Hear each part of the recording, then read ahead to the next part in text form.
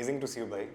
आपके प्रोजेक्ट के बारे में काफ़ी सारी बातें करनी है, पर एज एन एक्टर आपसे आप जानना चाहेंगे, काफ़ी बिजी शेड्यूल हो चुका है आपका, कितना हेक्टिक होता है एक एक्टर की लाइफ? मेरे ख्याल से काफ़ी ज़्यादा हेक्टिक होती है। मतलब आप अगर एक्टर बनना चाहते हैं, मेरे ख्याल से डायरेक्टर बनना चाहते हैं, प्रोड्यूसर बनना चाहते हैं, इस इंडस्ट्री में कुछ भी करना चाहते हैं, आप भूल जाओ कि नींद नाम की कोई चीज़ होती है। बिकॉज सिर्फ डायरेक्टर प्रोड्यूसर ही क्यों, मेरे ख्याल से तो यार जो लाइटमैन होते हैं, जो कैमरा टीम में होते हैं, जो स्पॉट बॉय होते हैं, वो शायद 5-6 बजे सुबह सेट पे आते हैं और सबसे लेट जाते हैं 11-12 बजे। तो मुझे बताओ कि उनकी लाइफ में नींद कहाँ है। And same goes for actor, same goes for AD. मतलब दिमाग से कुछ अजीब सी वायरिंग होनी चाहिए so that you can be a part of this industry. I feel मतलब बहुत ज़बरदस्त पैशन होना चाहिए। आई फील सो अगर पैशन नहीं है देन तो फिर आप गए काम से। आपने अपने स्टार्ट एडी से की, हाँ जी। फिर अब एज एन एक्टर आप अपनी छाप छोड़ ही रहे, पर उसके पहले हम जानना चाहेंगे आपका पैशन क्या था और क्या बनना चाहते थे आप, यही कि और कुछ की डेस्टिनी आपको ले आई? यार मैं बहुत बार ये लोगों को बोलता हूँ, लोग मानते नहीं है। मैं बचपन से ही फिल्मी कीड़ा था मेरे अंदर। मैं बहुत यंग एज में मिमिक्री करने लग गया था। मैं बचपन में देवानंद की मिमिक्री करता था, शाहरुख की मिमिक्री करता था, सबकी मिमिक्री करता था।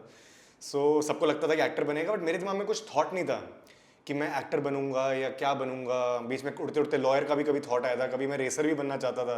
मतलब जो मैं पिक्चर देखता था वो कैरेक्टर बनना चाहता था। मेरे को तारा रंपम पसंद आई, मैं रेसर बनना चाहता था। मुझे याद है मैंने कोई मूवी जिसमें कोई लॉयर था वो देखा था तो लॉयर बनना चाहता था। मैंने बॉर्डर जब देखी थी मैं फौजी बनना चाहता था। सो बहुत बाद में समझ में आया कि अरे शान, तुझे वो प्रोफेशन नहीं पसंद, तुझे वो पिक्चरों में जो कैरेक्टर है वो पसंद है। तो मैं वो बनना चाहता था। And then that's how I started doing theatre. And बचपन से थिएटर कर रहा था, थिएटर में काफ़ी लगाव था। मेरे पापा मुझे हर तरीके की फिल्म दिखाते थे, चाहे वो देवानंद की पिक्चरें हों, दिलीप कुमार की पिक्चरें हों, गुरुदत्त की पिक्चरें हों। तो बहुत यंग एज में मैंने काफ़ी पिक्चरें देख ली थी, राज खोसला साहब and Prakash Mehra, all those, Hrishikesh Mukherjee, इन सब की पिक्चरें, Manmohan Desai of course the best out of all. So कीड़ा हमेशा से था। Just to answer you, with theatre वगैरह कर रहा था, बट मेरे को ये नहीं पता था कि मैं एक्टर बनूंगा कि नहीं बनूंगा, फिल्म मेकर बनना चाहूँगा नहीं बनना चाहूँगा, बस फिल्मी कीड़ा था। तो बहुत सालों के बाद जाके जब मैं बॉम्बे आया, बॉम्बे भी मैं बाय फ्लूक कैसे बस मेरी जर्नी ऐसे हुई कि बस कुछ मार्क्स से मेरा ड्यू रह गया। सो आई थॉट कि चलो बॉम्बे ट्राई करते हैं। एंड बॉम्बे ट्राई करने के बाद फिर बस बॉम्बे में ही बस गया। एंड कोई ना कोई अपॉर्चुनिटी एक के बाद आती रही, जैसे सनम तेरी कसम का आपने मुझे बोला। सो मैं अपने थर्ड ईयर में था, I was in my third year of college. कुछ बहुत अच्छे लोग टकराए, उन लोगों ने मेरे को सनम तेरी कसम के बारे में बताया। मैं समहाउ पिक्चर के सेट पे लैंड हो गया। एंड बस उसके बाद आई वाज लाइक अब मैं नहीं छोड़ सकता ये। Now I can, it gave me the validation जो एक 19 साल के बच्चे को चाहिए थी कि अब मैं अपनी पूरी ज़िंदगी सेट पे बिता सकता हूँ। बस अब चाहे मैं एक्टर बनूँ, फिल्म मेकर बनूँ, प्रोड्यूसर बनूँ, बस अब तो मुझे यहीं पे बिताना, चाहे मुझे झाड़ू पोछा क्यों ना लगाने पड़े सेट पे, लेकिन I will be here all my life. बिल्कुल, अब सनम तेरी कसम पे हम आते ही, हाँ। पर जैसे आपने बताया कि फौजी, लॉयर, या एक पर्टिकुलर प्रोफेशन से अच्छा मैं एक्टर बन जाता हूँ, उसमें एक्टर बन के सब बन जाता हूँ। हाँ यार, क्योंकि सब कुछ करने का मन था ना। तो सारे प्रोफेशंस जो हैं एक एक्टर की नसीब में आ जाते हैं कहीं ना कहीं, है ना। तो व्हाई नॉट, इससे बेटर कोई चीज़ हो सकती है। बिल्कुल, अब सनम तेरी कसम, वो कैसे आपका जोड़ना हुआ और सनम तेरी कसम से, और जब सनम तेरी कसम रिलीज हुआ उसको तब उतना रिकग्निशन नहीं मिला, आई नो यार। और हाँ। जब री रिलीज हुआ उसने एकदम धमाल मचा दिया भाई। धमाल मचा दिया। 50 करोड़ उस टाइम पे, शायद कितने 9-10 crore. So almost, and movie deserved it यार। मूवी के गाने कितने बढ़िया थे, राधिका मैम, विनय सप्रू सर ने डायरेक्ट कितना अच्छा किया था, हर्षवर्धन भाई इज फैब। मेरी कल ही उनसे बात भी हुई, he is just another level and I am so happy, is doing 2-3 films now. And Mawra was also amazing, Mawra was fab as a human being, of course I really liked her. And सब कुछ बहुत अच्छा था यार। अगर वो film का environment अच्छा नहीं होता, उस फिल्म का मेरा एक्सपीरियंस अच्छा नहीं होता, सो आज शायद मैं आपके सामने यहाँ बैठा नहीं होता। That much of an impact that movie had, imagine, मेरी लाइफ में। What is the best part for you as an AD? As an AD यार, एज एन एडी मेरे को जो बहुत सही लगा कि यार कितना कुछ ऑब्जर्व करने को मिलता है बिहाइंड द लेंस। एक्टर की लाइफ पता है बहुत टफ होती है, बट एक चीज़ में अच्छी भी होती है कि आराम करने को मिल जाता है एंड सिर्फ अपने काम पे फोकस कर सकते हो। यार एडी को बहुत कुछ करना है, डायरेक्टर की भी सुननी पड़ती है, एक्टरों को भी बुलाना पड़ता है, फिर कई बार एक्टरों के साथ झड़प हो जाती है तो वो भी सुनना पड़ता है, फिर बहुत लड़ाइयाँ होती है। मेरी तो बहुत लड़ाइयाँ होती थी। एक बड़ी इंटरेस्टिंग चीज़ थी कि मतलब आई हैड 2-3 मेजर फाइट्स, कभी किसी से कभी किसी से, but my directors always stood by me. मुझे वो एक चीज़ बड़ी अच्छी लगती थी कि मेरे को पता था कि मेरे डायरेक्टर्स मेरे लिए आ जाएंगे कुछ भी हो जाए कभी भी। So that was a good thing. पर लोग काफ़ी सपने लेके मुंबई आते हैं। हाँ यार, हर रोज़ शायद लाखों लोग आते हैं। बिल्कुल, और आपने शुरुआत ही सनम तेरी कसम से की, तो वो कैसे पॉसिबल है, उस बारे में कुछ बताएंगे? क्योंकि जो स्टोरी आपका सुनेगा ऐसा इंस्पायरिंग होगा थोड़ा। हाँ होगा, मैं भी यही करना चाहूँगा। यार, तो वही कॉलेज थिएटर कर रहा था मैं कॉलेज थिएटर में कुछ ज़्यादा ही घुसा हुआ था। सो मैं जय हिंद कॉलेज में था एंड जय हिंद के फर्स्ट ईयर में ही मैंने आतिफ मल्हार जो कि जेवियर्स का फेस्टिवल होता है जय हिंद को 7 साल बाद वो जिताया था। एंड जिताया कैसे, मतलब कि बहुत सारे पॉइंट्स इकट्ठा किए, स्ट्रीट प्ले जीता, इंग्लिश प्ले जीता, हिंदी प्ले जीता, मिस्टर मल्हार के फाइनल तक पहुंचा था। सो फर्स्ट ईयर में सबको हो गया था कि बॉम्बे थिएटर सर्किट में कोई नया लौंडा आ गया दिल्ली से जो कि कमाल कर रहा है। So I became a very big name, मैं झूठ नहीं बोलूँगा। जय हिंद में काफ़ी थिएटर में मुझे नाम और वो मिला। फर्स्ट ईयर सेकंड ईयर में बहुत इंग्रॉस हो गया था, मैं ड्रामा का हेड भी बन गया था सेकंड ईयर में जय हिंद में। बट तब मैं हारा, तब मेरे साथ विराट कोहली वाला गेम हो गया था। फर्स्ट ईयर जब तक मैं अपने लीडर्स के अंडर था I was killing it. Second year जब मैं कैप्टन बना, जब मैं हेड बना, मैं थोड़ा हारा। मैं बहुत जगहों पे झूठ नहीं बोलूँगा, बहुत हारा। तो इसलिए मैं इतना अटैच था, इतना वो मैंने डिसहार्टमेंट देखा कि थर्ड ईयर में मैं थोड़ा अपने आप को हटाने लग गया उससे। मैं डिटैच हो गया कि यार कॉलेज थिएटर के बाद जैसे रंग दे बसंती में आमिर खान के साथ हुआ था कि थिएटर कॉलेज के बाहर भी एक ज़िंदगी है, वो भी जीनी है। So when that hit me I realize कि क्या करें यार। सो थर्ड ईयर में मैंने समहाउ, मेरी एक बहुत अच्छी दोस्ती महक मारू, उनके फादर हैं Ketan Maru and they are the owners of Shemaroo, so as the name suggest Maru. So उनसे मैं मिला and he was very sweet. उन्होंने फटाफट एक दो कुछ कॉल लगाई, कलीम खान सर आ गए। Kaleem Khan sir was one of the producers on Sanam Teri Kasam, जो दीपक मुखर्जी के साथ थे। बोला आजा कल सेट पे। बोला आ जाऊँ कल सेट पे, इतना ईजी होता है। एंड सेट पे नहीं, एक्चुअली ऑफिस में एक हफ्ते का प्री प्रोडक्शन का काम बचा था एंड बस वही मैं ऑफिस गया, प्री प्रोडक्शन का काम शुरू किया मैंने एंड फिर मैं सेट पे था। So thanks to Ketan Maru sir and Kaleem Khan sir, if I have to give out any names, उनका बहुत बड़ा रोल था। एंड मुझे ऐसे सनम तेरी कसम मिली and I was just in my third year यार। मेरा थर्ड ईयर कंप्लीट भी नहीं हुआ था। मुझे याद है एक दिन तो मेरी इकोनॉमिक्स टीचर का कॉल आया था कि एग्जाम नहीं देने दूंगी, और वहाँ पे मैं देख रहा हूँ मावरा रो रही है, मैं क्या करूँ, मैं समझ में नहीं आ रहा मुझे। सो या lot of good things and memories from that movie. आपके प्रोजेक्ट्स तक बढ़े तब उसके पहले यही लास्ट क्वेश्चन सनम तेरी कसम पे जिस तरह की उसकी स्टोरी रही, जैसे प्यार होता है, भारत पाकिस्तान, अब भी जो स्टोरी चलती है पर वो कन्वर्ट हो जाती है लव जिहाद में, कहीं ना कहीं कंट्रोवर्सी में बदल जाती है यार। हर तरीके की पिक्चर है ना। वो लव स्टोरी आप कैसे देखते हैं? कौन सी, लव जिहाद वाली? लव जिहाद वाली यार इट्स अ कॉन्सेप्ट, अगर अच्छे से बनाया जाए तो व्हाई नॉट यार। सैराट भी एक थी थोड़ा on a similar matter, but it's just that उसमें मुस्लिम एंगल नहीं था। सो यार स्टोरी तो स्टोरी, उसमें कुछ भी डालो, मजहब डालो, कास्ट डालो, रिलीजन डालो, सेक्स डालो, कुछ भी डालो, like you can alter with the concept. But मतलब मैं कौन होता हूँ बोलने वाला कि इस पे बनाओ या इस पे नहीं बनाओ। आप बिलीव करते हैं अदर कास्ट रिलेशनशिप? हाँ व्हाई नॉट यार, why not, I am open to it, कोई दिक्कत की बात नहीं है मेरे को यार। कुछ कहना चाहेंगे उस पर, जिस तरीके की स्टोरी, मतलब ऐसे प्यार पे, ऐसे कॉन्सेप्ट पे जो लोग आवाज़ उठाते हैं? ये कि नहीं करना चाहिए और क्या, बट अगेन मैं होता कौन हूँ बोलने वाला। नहीं फिर भी दैट्स इट, नहीं होना चाहिए और क्या। और अब बात करें आपके प्रोजेक्ट की, जिस तरीके से तुषार कपूर के साथ आया था आपका, काफ़ी अच्छा रिस्पांस मिला ऑडियंस की तरफ से।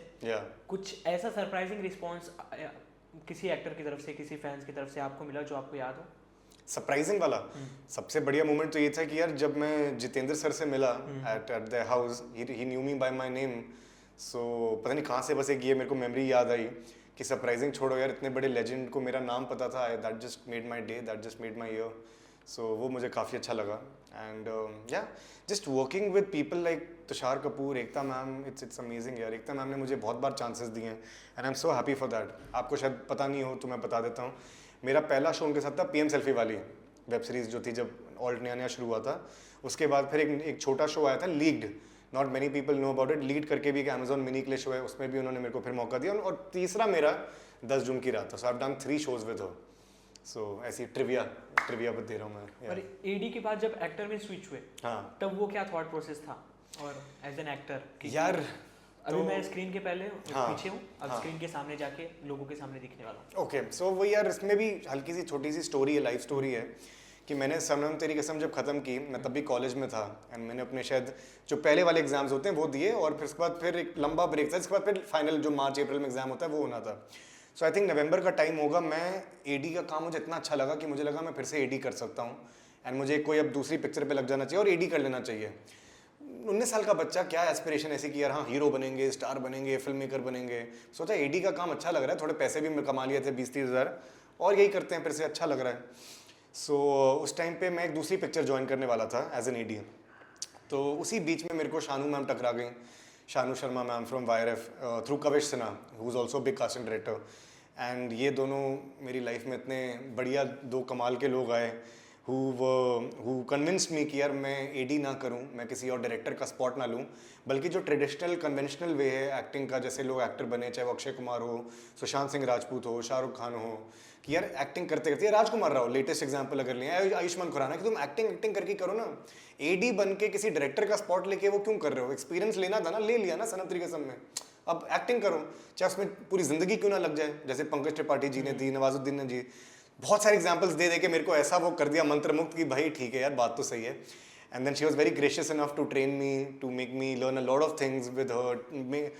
मैंने उनके साथ काफ़ी टाइम स्पेंड किया, एंड बस फिर मैंने ऑडिशन अपने देने शुरू किए, एंड पहला ऑडिशन मैंने क्रैक किया। मैंने पहला ही अपना कोई ऑडिशन एक्टिंग का जो दिया वो नोबलमैन का था, एंड वो होता है ना नए घोड़े की नई चाल, शायद वही हो गया, और पहला वो क्रैक हो गया मेरा। वो भी नेटफ्लिक्स के लिए? पहला नेटफ्लिक्स के लिए, हाँ यार। उस टाइम पे नेटफ्लिक्स फाइनल नहीं हुआ था, उस टाइम पे यही था कि देखेंगे पिक्चर का क्या होता है, पहले बना लेते हैं। यूडली भी नया नया आया था, सारे गामा, एंड या उसके बाद फिर 1-2 साल बाद नेटफ्लिक्स ने ले लिया। पहले वो वर्ल्ड फेस्टिवल में काफ़ी अच्छा करी उसने, it went to Cannes, Berlin, Nashville, a lot of festivals, तो या गुड फिल्म। आपने जिनका नाम लिया, अक्षय कुमार, राजकुमार राव, आयुष्मान खुराना, आपका रोल मॉडल कौन है? किसको देख के आपने कुछ सीखा और अभी तक आगे भी सीखोगे? यार सबसे ही कुछ ना कुछ सीखता हूँ। कोई एक नाम लेना। फेवरेट तो शाहरुख खान है, दैट तो everybody around me knows, that I think he is the most monumental figure. मेरे को तो ये लगता है कि बहुत बड़ी बात मैं बोलने वाला हूँ कि यार अगर आपको एक्टर बनना है इस कंट्री में, एटलीस्ट मैं तो बोलता हूँ इस दुनिया में भी अगर, पर चलो दुनिया छोड़ो, इस कंट्री में भी अगर, तो आई थिंक शाहरुख का फैन तो होना ज़रूरी है, लाजमी है, मैं बोलूँगा दैट इम्पोर्टेंट। बट मैं पर्सनली भी अगर बोलूँ, मैं हर एक्टर से कुछ ना कुछ सीखता हूँ, हर एक्टर से। I am inspired by every actor. भाई कितनी मेहनत लगती है यार, सब में कुछ ना कुछ तो एक अलग यूनिक बात है ना। अक्षय कुमार से उसका डिसिप्लिन ले सकते हैं, आमिर खान सर से उनका डेडिकेशन ले सकते हैं, शाहरुख खान से उसका स्क्रीन प्रेजेंस, करिश्मा, चार्म, उनके तो चलो बहुत सी चीज़ें हैं, बट फ्रॉम एवरीबडी यार, सबसे कितना कुछ ले सकते हैं यार। अभी तक आपने जितने भी किरदार निभाए, जितने भी शो किए, कौन सा आपके सबसे करीब है, और ऐसा कौन सा किरदार आपको लगा जो आपके आगे के करियर को ज़्यादा पुश देगा? ऐसे किरदार किए हैं लेकिन अभी तक वो आए नहीं है तो जो किरदार अभी, हाँ अभी जो मैं कर चुका हूँ, शूट कर चुका हूँ, लेकिन आने वाले हैं, आई थिंक वो मेरे सबसे दिल के पास हैं, जो मेरे फ्यूचर प्रोजेक्ट्स हैं बेसिकली। बट जस्ट मैं आंसर देना चाहूँगा आपको, ताकि ये ना लगे कि मैंने आंसर नहीं दिया। पुराने प्रोजेक्ट्स में से यार आई थिंक लीड में निखिल का जो कैरेक्टर था ना, वो मेरा फेवरेट रहा है।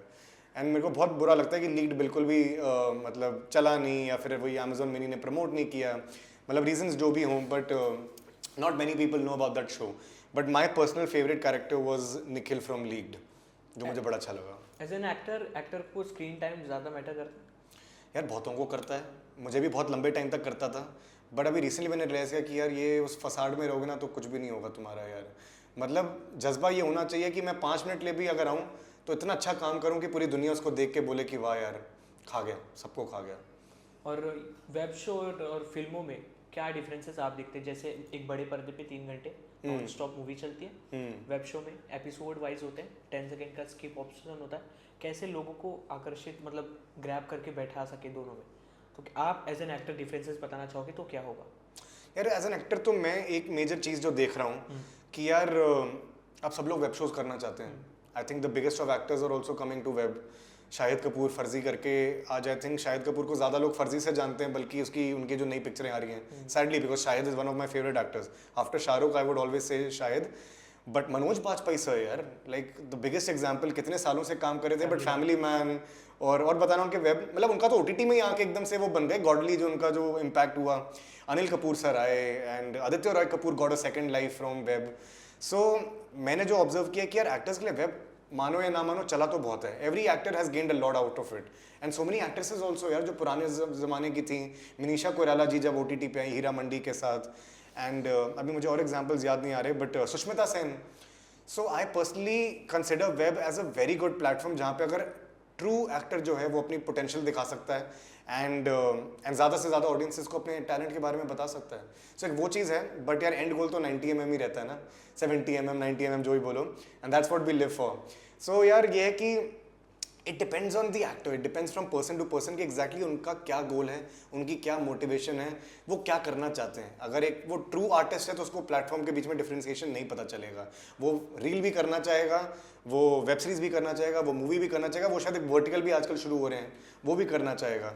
बट अगर कोई स्टार बनना चाहता है, किसी का ये है कि यार वो फ्लैम्बॉयंस थोड़ी दिखाए, तो वो फिर शायद सिर्फ मूवीज़ करना चाहेगा। आई वुड मेरे को ऐसा लगता है। सोशल मीडिया कितना इम्पैक्टफुल होता है एक आर्टिस्ट के लिए? आज की डेट में तो बहुत है यार, पर उसको हेल्दीली यूज़ करो, ना कि ओवर कर दो, यू नो। थोड़ा तो मिस्टीक वैल्यू रहनी चाहिए ना, थोड़ा तो वो क्या कहते हैं कि जैसे पुराने ज़माने में होता था कि पता नहीं था कि एक्टर्स क्या करते हैं, कहाँ खाते हैं, कहाँ पीते हैं, कहाँ जाते हैं, क्या करते हैं। आई थिंक वो तो बिल्कुल ख़त्म ही हो गया है। अब तो पैप्स को खुद ही वो बुला के दिखाते हैं कि यार हम कौन से जिम जा रहे हैं, कहाँ पे खाने जा रहे हैं, किसके साथ खाने जा रहे हैं, किसके साथ पीने जा रहे हैं। सो मैं पर्सनली बताऊँ, मैं पर्सनली बिकॉज मैं भी अब उस लेवल पे पहुँच रहा हूँ और धीरे धीरे सोचता हूँ इसके बारे में, एक बहुत थिन लाइन होनी चाहिए कि यार लोगों को पता भी हो लेकिन ना पता हो। I don't know how I am gonna do this और how actors can do this, but अगर वो कर पाए तो I think that will be a sweet spot, है ना। So what is your dream project? Any actor director you want to work with? Any director और actor? You want to work with? यार I want to work with everybody, but again मैं answer खराब नहीं करूंगा। तो director Karan Johar, any day यार, he is my dream director. वैसे तो यश चोपड़ा जी थे, उनके बाद करण जौहर थे, बट यश चोपड़ा जी रहे नहीं, so after that Karan Johar. And I mean he is a master यार ऑफ इमोशंस। तो मतलब that man has not given a single flop film, imagine. So yeah Karan Johar as a director, and as an actor यार अमिताभ बच्चन। उनके साथ मैं मर रहा हूँ उनके से काम करने के लिए। Like I can do anything and everything. He is my all time. Shahrukh, Amitabh and Dilip Kumar, the three legends. So Shahrukh फिर भी टाइम है, अमिताभ जी से जल्दी जल्दी काम करना है मेरे को। सो या आई एम जस्ट वेटिंग। आपने जैसे कहा था कि आपकी a movie directed by Karan Johar which has Shan Grover with Amitabh Bachchan. वाह great, finger crossed. Fingers crossed. Please सब प्रे करो। जैसे आपने कहा था कि आपके फेवरेट एक्टर SRK, या सो उनकी एक अच्छी सी स्टोरी उनके जैकेट की आपके पास है, ओह यस। वो आपसे हम सुनना चाहेंगे, क्या है वो? ठीक है, अब ये बात आगे आई गई है तो मैं जब वही YRF में उस टाइम पे काफ़ी मेरा आना जाना था, when I was with Shanu ma'am, she was training me. So उस टाइम पे समहाउ बहुत सारे कपड़े थे, शायद जो YRF स्टूडियो से YRF ऑफिस में उधर हमारे जो कास्टिंग के उधर आए थे, तो उनमें से एक जैकेट थी जो कि शाहरुख ने जब तक ये जान में पहनी थी। And somehow I just got that jacket from there without letting anybody know, and वो जैकेट आज तक मेरे साथ है, एंड मैं उसको किसी को नहीं देने वाला, बिकॉज वो हमेशा मेरे साथ रहेगी। तो जैकेट से आपकी काफ़ी सारी मेमोरीज जुड़ गई होगी। हाँ, मतलब मेमोरीज तो ये है कि लोगों को बताता हूँ, लोगों को जलाता हूँ, लोगों को अच्छा लगता है, कुछ लोग आके उसके साथ फोटो भी खिंचाते हैं। लिटरली ऐसा लग गया है कि एक मिनी मन्नत मेरे घर पे, जहाँ पे स्पेशली लोग आके फोटो खिंचाते हैं उसके साथ। So it's a cute thing, and for me more than anything it's just that कि यार it just makes me feel happy कि चलो हाँ, कुछ तो उनका है मेरे पास। And someday that I will meet him, I will tell him that I have a jacket of yours which is very expensive, more expensive than any clothing item of mine, and yeah it's just nice to have it. और इसी के साथ साथ आपकी upcoming जो मैं चोर हूँ। मैंने शाहरुख के कपड़े चुराए हैं। इसी के साथ जो आपकी अपकमिंग है उसकी अनाउंसमेंट हो चुकी है, आपकी तरफ से सरप्राइज आने वाला है वो भी पता चल चुका है, पर वो ब्लैक मैजिक इस पे रिलेटेड है। तो सुपरस्टिशन ये सब पे आप बिलीव करते हैं? कभी कभार आई हैव माई डेज। मैं वैसा बंदा हूँ कि यार जब अगर मानना चाहूँगा तो होगा, नहीं मानना चाहूँगा तो नहीं होगा। आई am very religious and spiritual. Superstition पता नहीं, बट रिलीजियस तो मैं हूँ, रिलीजियस स्पिरिचुअल में हूँ। या बिल्कुल बिल्कुल। मैं रोज़ सुबह उठती आधा घंटा यार अपने आप के साथ टाइम बिताता हूँ। मेरी खुद सेट ऑफ प्रेयर्स हैं, चांटिंग्स हैं, both in Buddhism and in हिंदुज़्म। वो मैं करके ही यार आई स्टार्ट माई डे। सो उस प्रोजेक्ट के बारे में आप बताना चाहेंगे कुछ दर्शकों को, क्या है, कब रिलीज होने वाला है? यार इट्स अ न्यू फॉर्मेट, बस यही कहना चाहूँगा। It's a very new format. It's a musical format जिसमें हर एपिसोड में एक गाना है which leads the narrative forward. And yeah I am very excited for it यार। It's a shorter form of a web series and a longer form of a music video. And episodes भी ज़्यादा नहीं है, 4-5 episode का ही है। And yeah it's gonna be very interesting यार। जगदलपुर नाम है इसका। सो देखते हैं क्या होता है। लास्टली ये anything from your side, any surprises, other surprises you want to share, and anything for your lovely audiences? बस यही बोलना चाहूँगा कि कुछ बहुत बड़ी रिलीजेस आने वाली हैं, एंड आई होप कि आप उन दोनों प्रोजेक्ट्स को उतना ही प्यार दें जितना आपने मेरे पहले के प्रोजेक्ट्स को दिया है। एंड बस यही चाहता हूँ कि सबको खुश रखता रहूँ एंड सब लोगों को प्राउड फील कराऊँ अपने काम से। एंड यही मेरी दुआ है, एंड होपफुली मैं यही करता जाऊँगा। Thank you so much for always supporting me. Thank you.